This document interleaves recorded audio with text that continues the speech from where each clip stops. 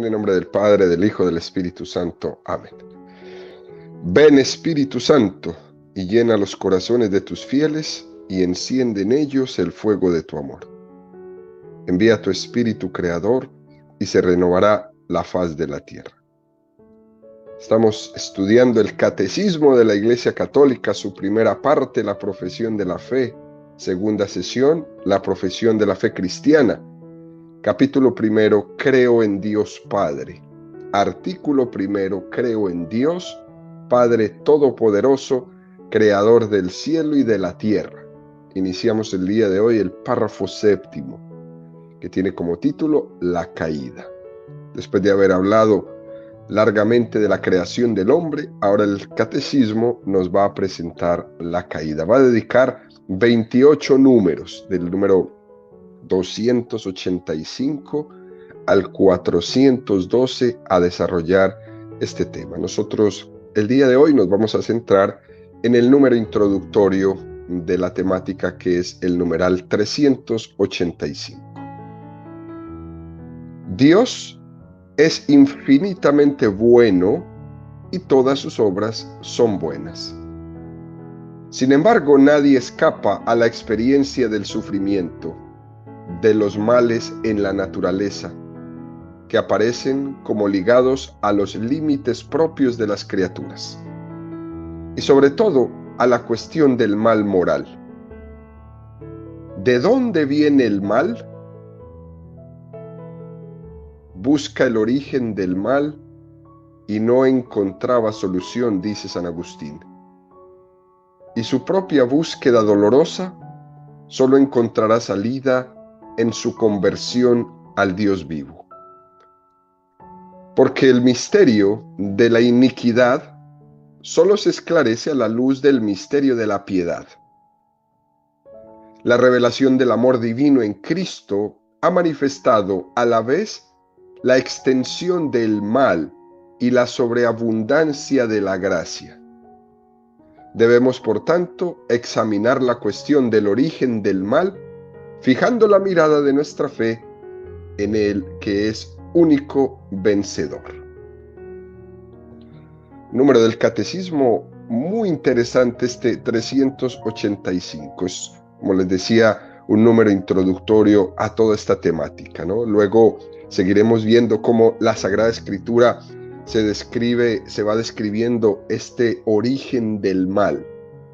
Pero en este número propiamente nos da un marco muy importante de cómo aborda la Iglesia en su catecismo el origen del mal, el origen del pecado original.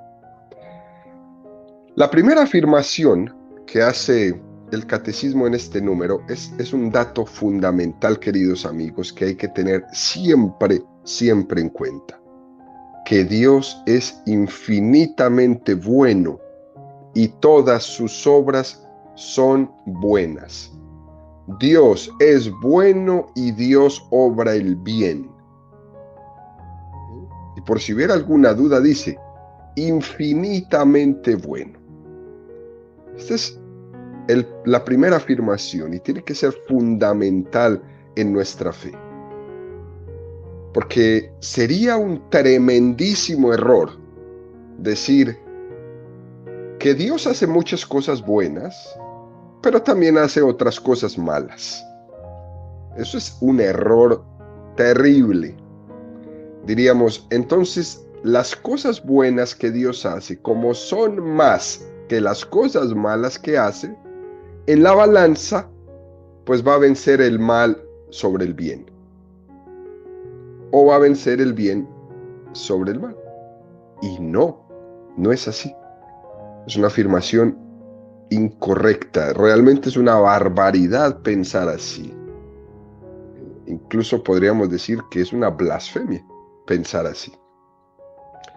Cuando decimos infinitamente bueno, decimos que aunque veamos el mal, que nunca es creación de Dios, que no tiene su origen en Dios, entonces lógicamente nos viene la pregunta: ¿de dónde viene el mal? Y es lo que el catecismo quiere responder, ¿no? El catecismo hace una constatación de que tenemos una experiencia del mal, y esto no lo podemos negar. Dice, sin embargo, nadie escapa a la experiencia del sufrimiento, de los males en la naturaleza, que aparecen como ligados a los límites propios de las criaturas y sobre todo a la cuestión del mal moral, es lo que dice el catecismo. Es decir, de esto no se escapa ninguno. No hace falta ser filósofo ni teólogo, no hace falta ser científico, no hace falta hacer una encuesta para constatar que el mal está a la vista y que nadie se escapa de él.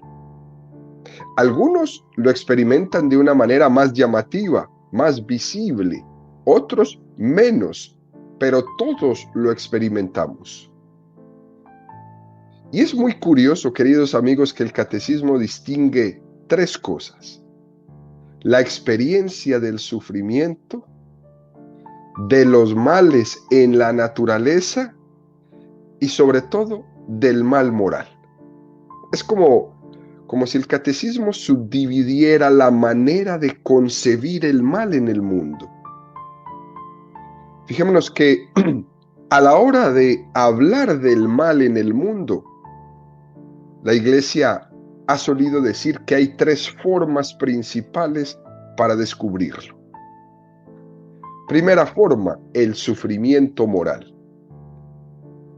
Los sufrimientos morales son muy importantes. Cuando uno ama, sufre.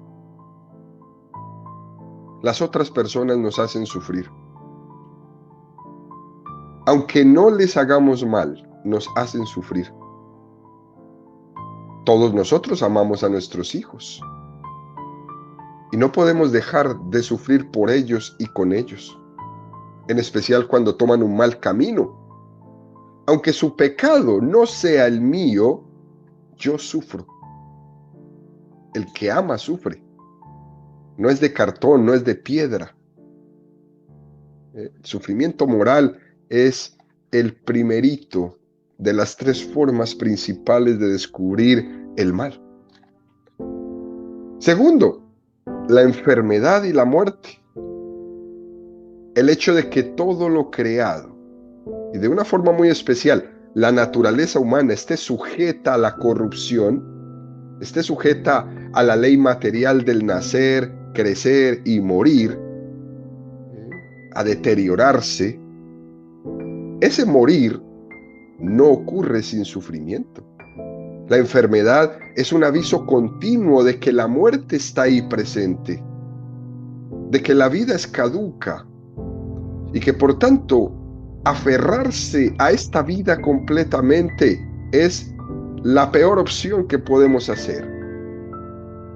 El intentar escapar de lo que es evidente, de lo que es obvio que me va a suceder, es prácticamente aferrarse a algo que se caduca y que es pasajero.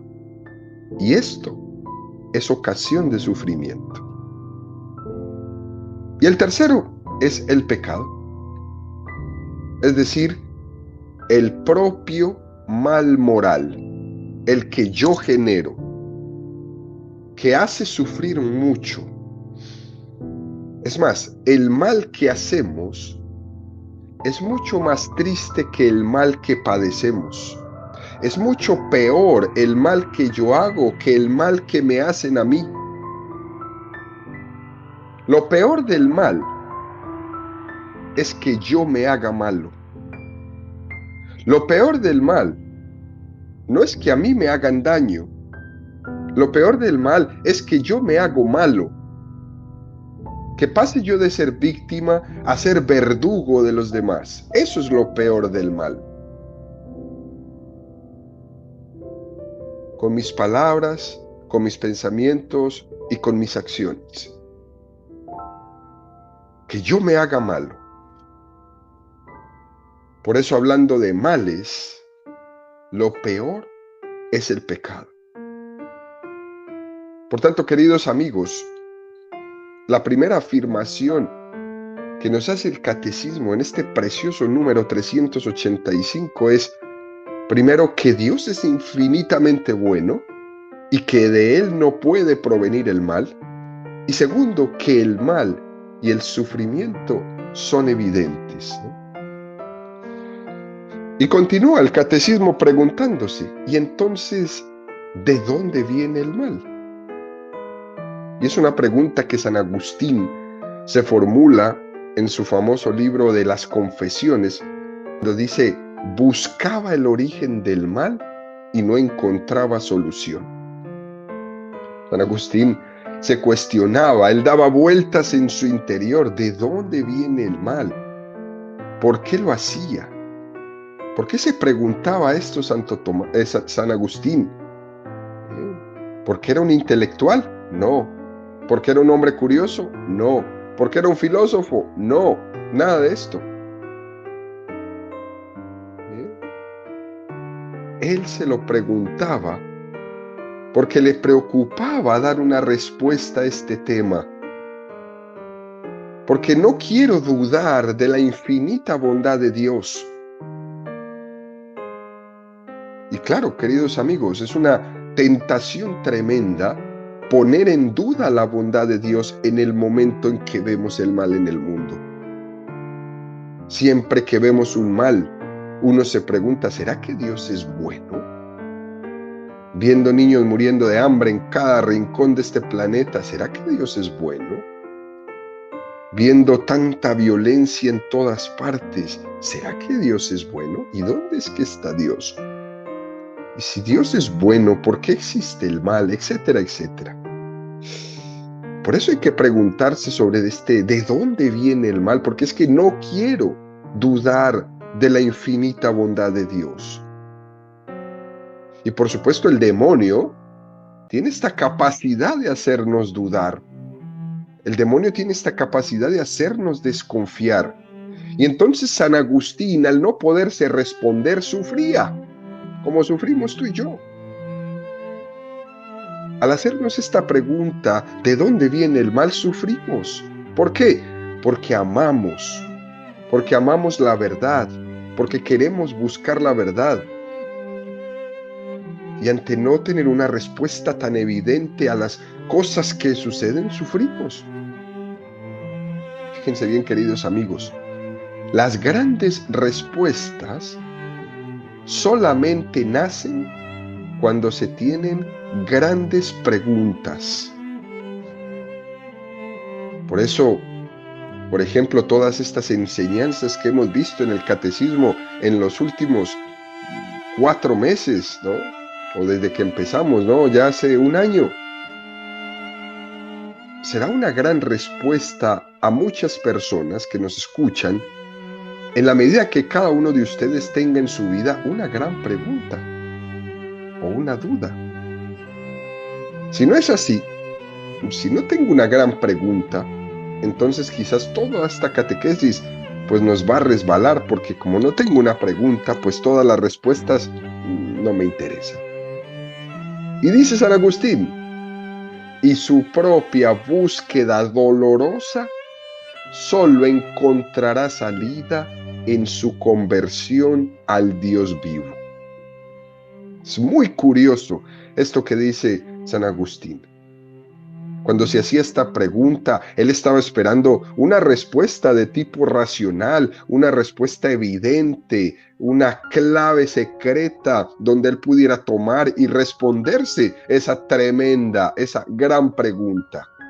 Pero lo interesante que nos dice el catecismo es que para encontrar la respuesta exigía su conversión.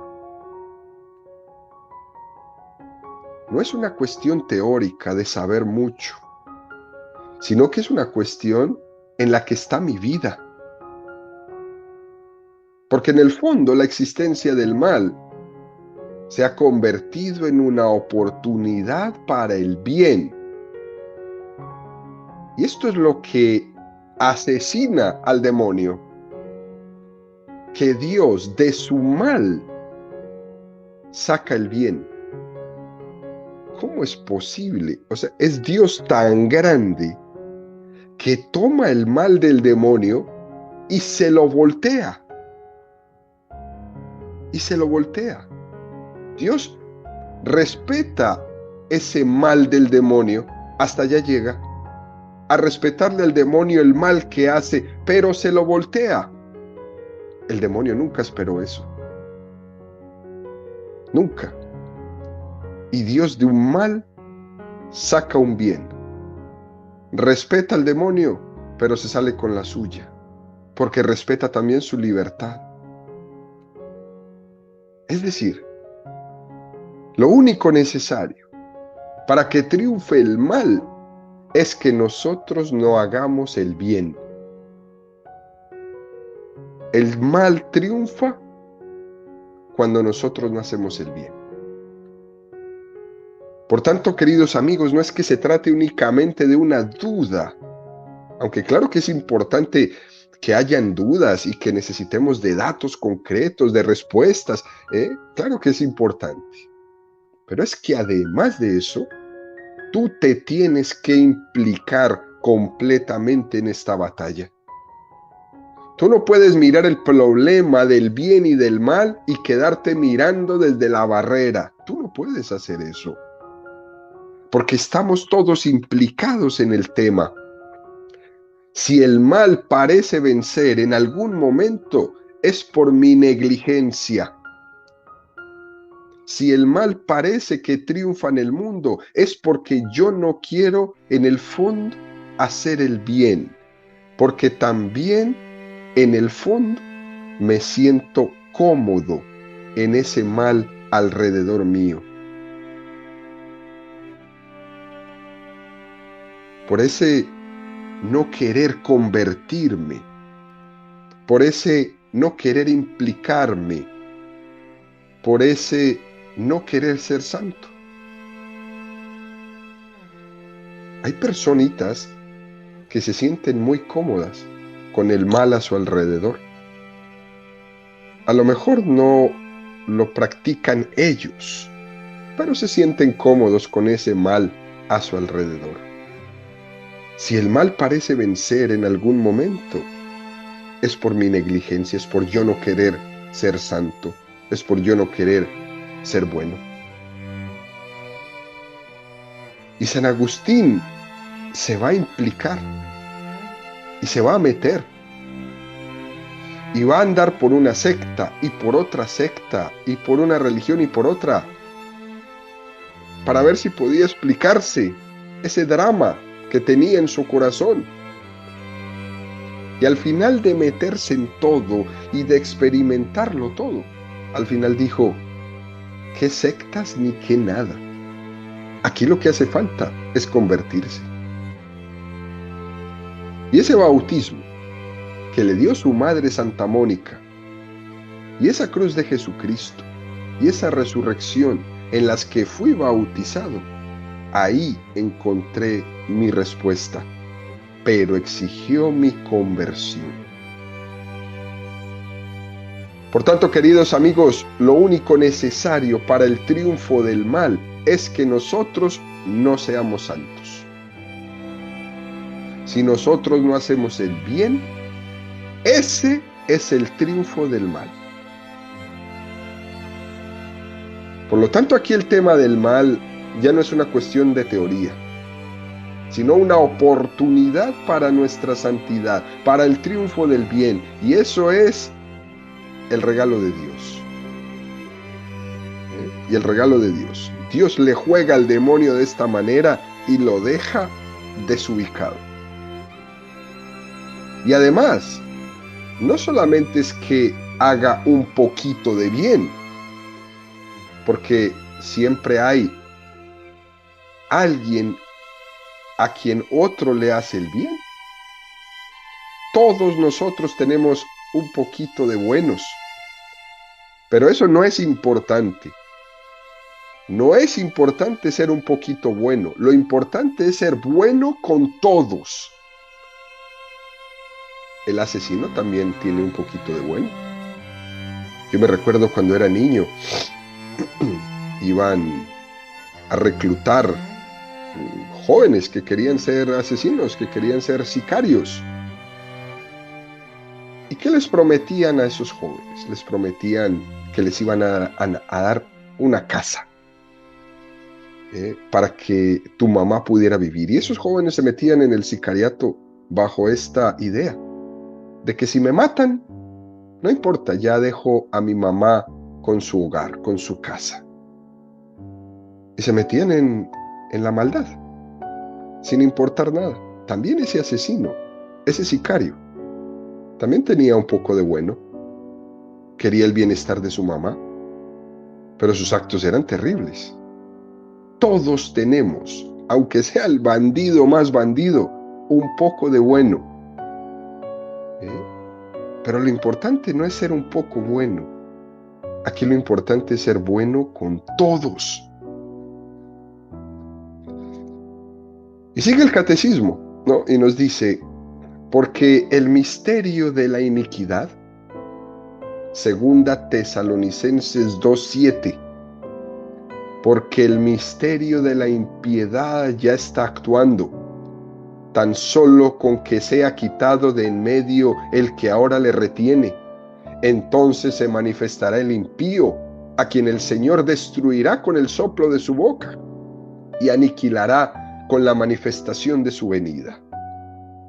Es decir, el misterio de la iniquidad lo refiere San Pablo a la acción de Satanás. Le retiene al misterio de la impiedad, la misericordia de Dios que no permite que seamos tentados por encima de nuestras capacidades. Dios está reteniendo el mal. La fuerza del mal es muy poderosa, pero es que Dios es infinitamente poderoso y Él no permite que seamos tentados por encima de nuestras fuerzas.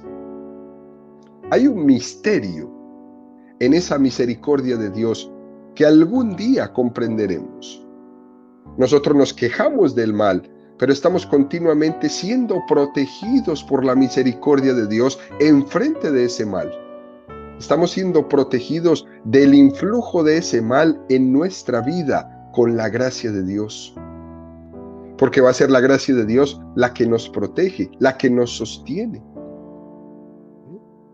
Así como hemos hablado en temas anteriores, recuerdan cuando hablamos de los ángeles, de nuestro ángel que nos protege, de nuestro ángel guardián. Todo esto nos cuida de este misterio de la impiedad. Y nos dice el catecismo, ¿no? Para esclarecerlo, solo se esclarece a la luz del misterio de la piedad. Primera Timoteo 3:16. Y sin duda alguna, grande es el misterio de la piedad. Él ha sido manifestado en la carne, justificado en el Espíritu, visto de los ángeles, proclamado a los gentiles, creído en el mundo, levantado a la gloria. Es decir, que San Pablo nos quiere decir, yo quiero explicarte cuál debe ser tu comportamiento. Y entonces dice, porque grande es el misterio de la piedad. Porque si la impiedad es la acción de Satanás, que quiere dominarlo todo, el misterio de la piedad es el cómo Dios ha entregado plenamente a su Hijo para la libertad de los hombres, y cómo hemos sido comprados al precio infinitamente inalcanzable para nosotros, como lo es el precio de la sangre de Jesucristo. Ese es el misterio de la piedad que vence el misterio de la impiedad de Satanás. Por tanto, queridos amigos, nosotros, para darnos cuenta de la gravedad del mal, necesitamos primero ver lo que Dios ha hecho por nosotros para salvarnos. Cuando le quitamos la importancia al mal, la importancia al pecado, esos que viven por ahí diciendo, eso no es para tanto, eso es un pecadito, no pasa nada, tú tranquilo, yo no mato, yo no robo, yo no le hago mal a nadie, pero no hago más nada.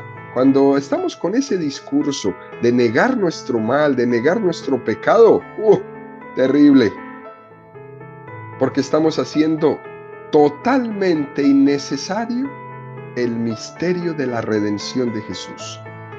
Estamos desdibujando el misterio de la piedad de Dios, el misterio de la entrega amorosa al hombre.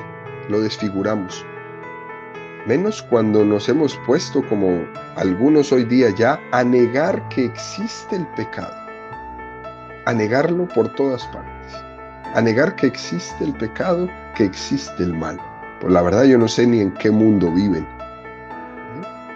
Para darnos cuenta de la gravedad del pecado, es necesario poner nuestra mirada en los ojos de Dios y descubrir lo que Él ha hecho por rescatarnos.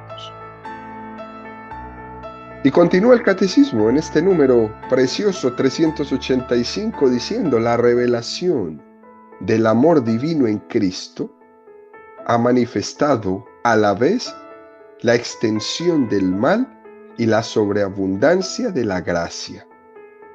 Y debemos, por tanto, examinar la cuestión del origen del mal, fijando la mirada de nuestra fe en el que es su único vencedor.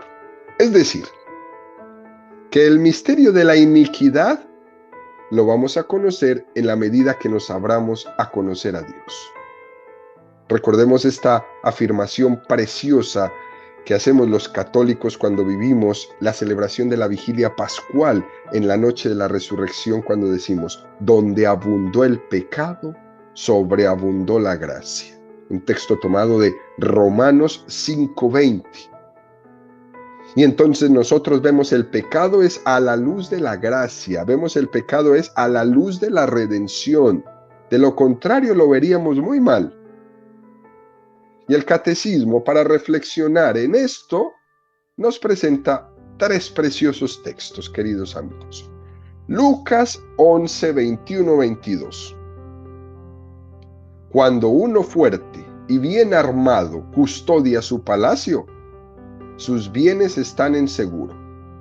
Pero si llega uno más fuerte que él y le vence, le quita las armas en las que estaba confiado y reparte sus despojos. ¿A qué se refiere este texto, no? Se refiere a Jesucristo, que ha venido a expulsar a Satanás. A Jesucristo, que ha venido a liberar a aquellos que estaban esclavizados por Satanás. Y Jesucristo se presenta como el que expulsa a Satanás. Es decir, Él es el signo de que el mal ha sido vencido. Por eso dice el texto de Lucas: cuando uno fuerte y bien armado custodia su palacio. Se refiere a Satanás. Pero luego llega uno más fuerte que él y le vence. Se refiere a Jesucristo, el que le quita las armas. Lo impresionante no es que solo ha sido vencido, sino que le quita las armas. Pero aunque quita las armas, Satanás aún sigue teniendo un poder para seducir a todo aquel que se acerque a él. El poder de Satanás está limitado en su acción. Satanás no es Dios y su poder está limitado. Es como un perro que está atado a la cadena. El poder que tiene el perro con su rabia es solamente hasta donde la cadena le permita ir. No puede ir más allá de donde la cadena le permita.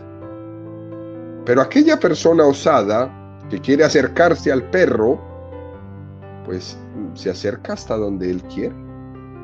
Pero en la medida que se va acercando, va corriendo más peligro. Pero aquel que no se acerca al radio de acción de ese perro, no le pasará nada.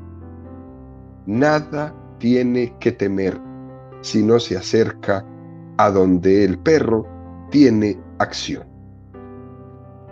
Juan 16, 5, 11. Pero ahora me voy a aquel que me ha enviado, y ninguno de vosotros me pregunta: ¿dónde vas? Sino que por haberos dicho esto, vuestros corazones se han llenado de tristeza.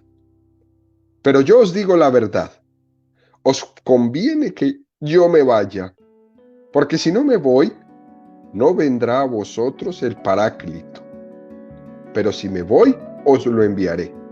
Y cuando Él venga, convencerá al mundo en lo referente al pecado, en lo referente a la justicia y en lo referente al juicio. En lo referente al pecado, porque no creen en mí. En lo referente a la justicia, porque me voy al Padre y ya no me veréis. En lo referente al juicio, porque el príncipe de este mundo está juzgado. San Juan llama príncipe del mundo a Satanás, pero a Jesucristo lo llama rey. Es decir, que si Satanás tiene cierto señorío en este mundo, el señorío pleno lo tiene es Jesucristo.